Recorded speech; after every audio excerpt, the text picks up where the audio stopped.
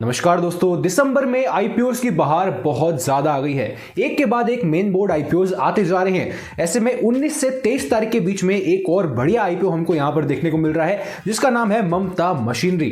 अब क्या हमें इस आईपीओ के अंदर अप्लाई करना चाहिए, क्या हमें इस आईपीओ के अंदर अप्लाई नहीं करना चाहिए, कितना हमको लिस्टिंग गेन देखने को मिल सकता है, अप्लाई करें तो लिस्टिंग गेन के हिसाब से करें या फिर लॉन्ग टर्म के हिसाब से करें, आखिर कंपनी काम क्या करती है, कंपनी के फाइनेंशियल्स कैसे हैं, आज इस वीडियो में ममता मशीनरी का पूरा एक डिटेल्ड रिव्यू करने वाले हैं और पता लगाने वाले हैं कि ये कंपनी कैसी है, अप्लाई करने के हिसाब से या फिर लॉन्ग टर्म के हिसाब से। क्या आपको इस कंपनी में अप्लाई करना चाहिए, रिटेल करना चाहिए, स्मॉल एचएनआई, बिग एचएनआई, और मैं पर्सनली कौन सी कैटेगरी में अप्लाई करने वाला हूं, हर एक चीज की इस वीडियो में बात करेंगे। अगर आप इस चैनल पे पहली बार आए हैं तो नीचे सब्सक्राइब पे क्लिक कीजिए, क्योंकि यहां पर आपको सारे आईपीओस की डिटेल सबसे पहले मिल जाती है। सबसे पहले हम कंपनी के ग्रे मार्केट प्रीमियम यानी कि जीएमपी की बात करते हैं, क्योंकि जीएमपी एक ऐसा फैक्टर है जो कि आपको बताता है कि कंपनी की बाजार में डिमांड किस प्रकार से चल रही है। उसके बाद में हम कंपनी के सेक्टर की बात करेंगे, यानी कि कंपनी आखिर क्या काम करती है। उसके बाद में हम कंपनी के फाइनेंशियल्स को स्टडी करेंगे, पता लगाएंगे कि कंपनी भैया कितना प्रॉफिट कमा रही है, कंपनी की कितनी बोरोइंग्स है, कंपनी की कितनी एसेट्स है, और कंपनी अपने कॉम्पिटिटर से महंगी है या फिर सस्ती है। इसके बाद में हम इस आईपीओ की डिटेल्स के बारे में जानेंगे, यानी कि कौन सी तारीख से कौन सी तारीख तक आप इस आईपीओ में अप्लाई कर पाएंगे,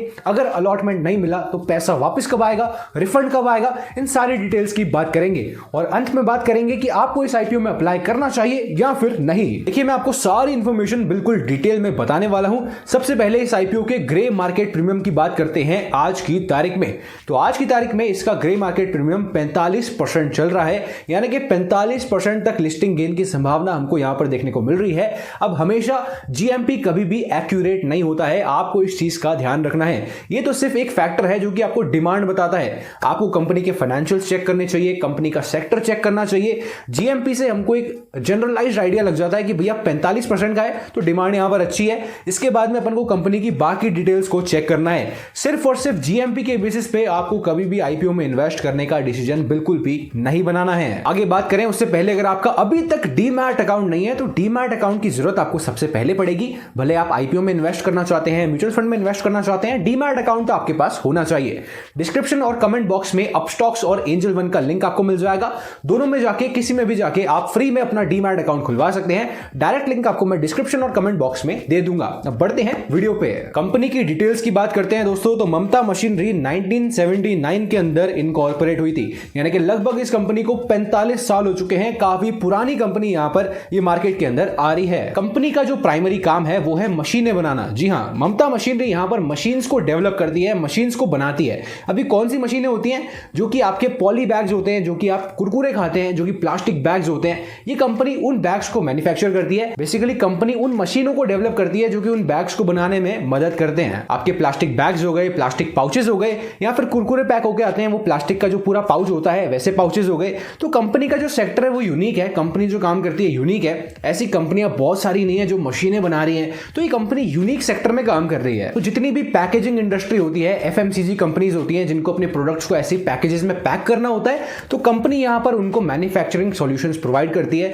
बेसिकली मशीन्स प्रोवाइड करती है कि भैया आपका काम हम आसान कर देंगे, आपको मशीन दे रहे हैं, उसके थ्रू आप यहां पर प्लास्टिक के बैग्स बना सकते हैं, पॉली बैग्स बना सकते हैं और अपने प्रोडक्ट्स को उन बैग्स के अंदर पैक कर सकते हैं। सेक्टर तो काफी यूनिक है। अब देखना पड़ेगा कि कंपनी के फाइनेंशियल्स कैसे हैं, बाकी सारी चीजें कैसी हैं, उसके बाद ही हम यहां पर डिसीजन बना पाएंगे। हालांकि इतनी इंफॉर्मेशन भी इनफ नहीं है, पूरी तरीके से आपको कंपनी को स्टडी करना चाहिए। फाइनल डिसीजन बनाने से पहले आपको सारी चीजें देखनी चाहिए। सिर्फ और सिर्फ जीएमपी के बेसिस पे या फिर सिर्फ और सिर्फ कंपनी के सेक्टर के बेसिस पे यहां पर आपको आईपीओ में इन्वेस्ट नहीं करना चाहिए। इस कंपनी के एक बड़े क्लाइंट की बात करें तो उसका नाम है बालाजी वेफर्स, यानी कि बालाजी वेफर इनका एक बड़ा क्लाइंट है, बड़ा कस्टमर है। और भी जो एफएमसीजी सेक्टर की बाकी कंपनीज है, देखिए एफएमसीजी कंपनीज के अंदर यही है, फूड ग्रेड आइटम्स हो जाते हैं, जैसे कि नेस्ले हो गया, ऐसी बड़ी बड़ी कंपनीज एफएमसीजी सेक्टर के अंदर आती है।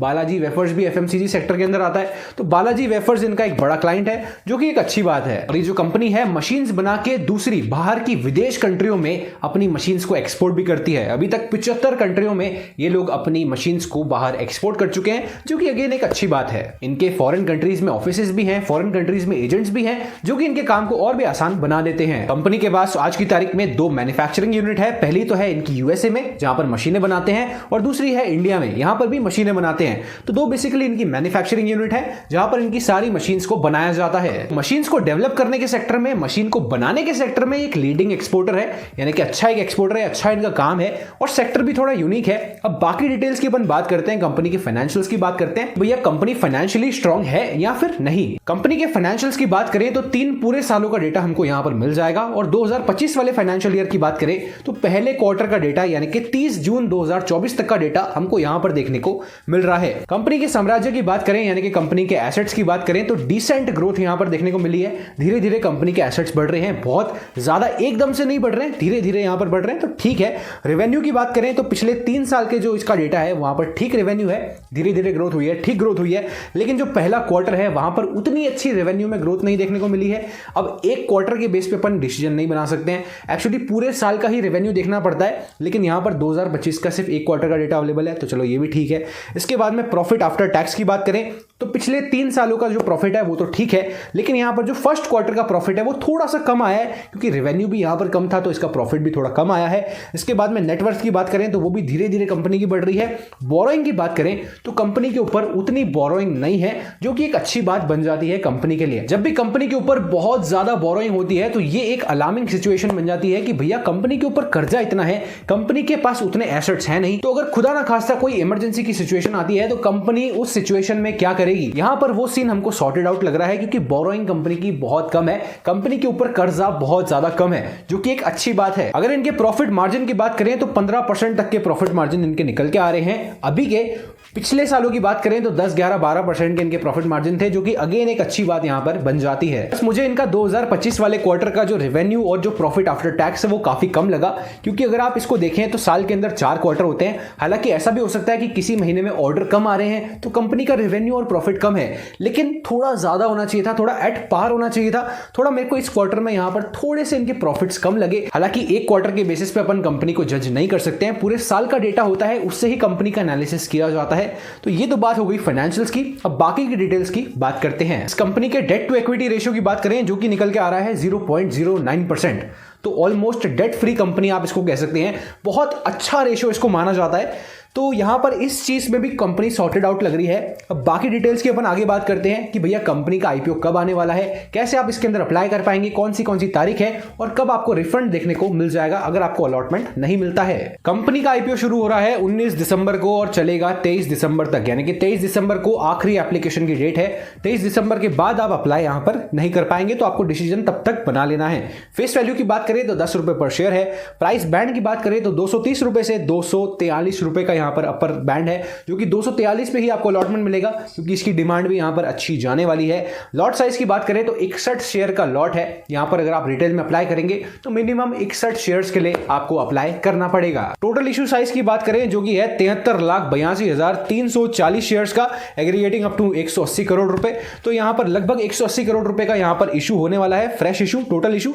ऑफर फॉर सेल के अंदर भी इतना ही आ रहा है। अगर आपको आईपीओ अलॉट हो जाता है तो इसकी लिस्टिंग डेट रखी गई है 27 दिसंबर को। चलिए बात करते हैं कि इस आईपीओ में हमको अप्लाई करना चाहिए या फिर नहीं। सारी डिटेल्स मैं आपको एक बार बता देता हूं, लेकिन आपको एंड जो डिसीजन है वो खुद ही लेना है। आपको खुद डिसाइड करना है अपने रिस्क के हिसाब से कि आप इस आईपीओ में अप्लाई करना चाहते हैं या फिर नहीं। मैं जो बता रहा हूं ये इन्फॉर्मेशन पर्पस के लिए है, आपको अपना डिसीजन खुद बनाना है अपने रिस्क को मद्देनजर रखते हुए। कंपनी के सेक्टर की बात करें तो कंपनी का सेक्टर डेफिनेटली यूनिक है। ऐसी बहुत सारी कंपनीज नहीं है जो कि ऐसे मशीनरी बना रही है और स्पेसिफिक एक ही सेगमेंट की मशीनरी बना रही है जो कि प्लास्टिक बैग को बनाने में मदद कर रही है। तो कंपनी का सेक्टर डेफिनेटली यूनिक है।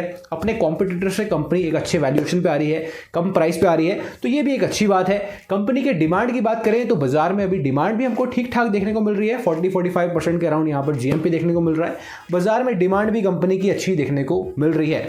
तो अगर आप मुझसे पूछें कि भैया मैं क्या करूंगा, तो मैं लिस्टिंग गेन के हिसाब से इस कंपनी को सोच सकता हूं डेफिनेटली, क्योंकि यहां पर डिमांड ठीक ठाक अपन को देखने को मिल रही है। लॉन्ग टर्म के हिसाब से अगर हम देखें तो लॉन्ग टर्म में हमको देखना पड़ेगा कि इसके जो बाकी कॉम्पिटिटर हैं कौन कौन सी बड़ी कंपनीज के साथ काम कर रहे हैं, कौन कौन से बड़े प्रोजेक्ट्स में अपना इन्वॉल्वमेंट ले रहे हैं, तो उस चीज को अपन को यहां पर देखना पड़ेगा। 22 तारीख या फिर 23 तारीख को आप अप्लाई करने का डिसीजन बना सकते हैं सारी चीजों को देखते हुए। बाकी जो भी अपडेट आएंगे आपको इस चैनल पे देखने को मिल जाएंगे, तो नीचे सब्सक्राइब जरूर कर दीजिएगा। अगर आप अपना और अपनी फैमिली का डीमैट अकाउंट खोलना चाहते हैं तो डिस्क्रिप्शन और कमेंट बॉक्स के अंदर फ्री में डीमैट अकाउंट खोलने का लिंक मिल जाएगा। आप अपस्टॉक्स या फिर एंजल वन पे जाके अपना फ्री में डीमैट अकाउंट खुलवा सकते हैं। आज इस वीडियो में इतना ही। वीडियो को लाइक जरूर कीजिएगा और इस वीडियो को यहां तक देखने के लिए आपका बहुत बहुत धन्यवाद।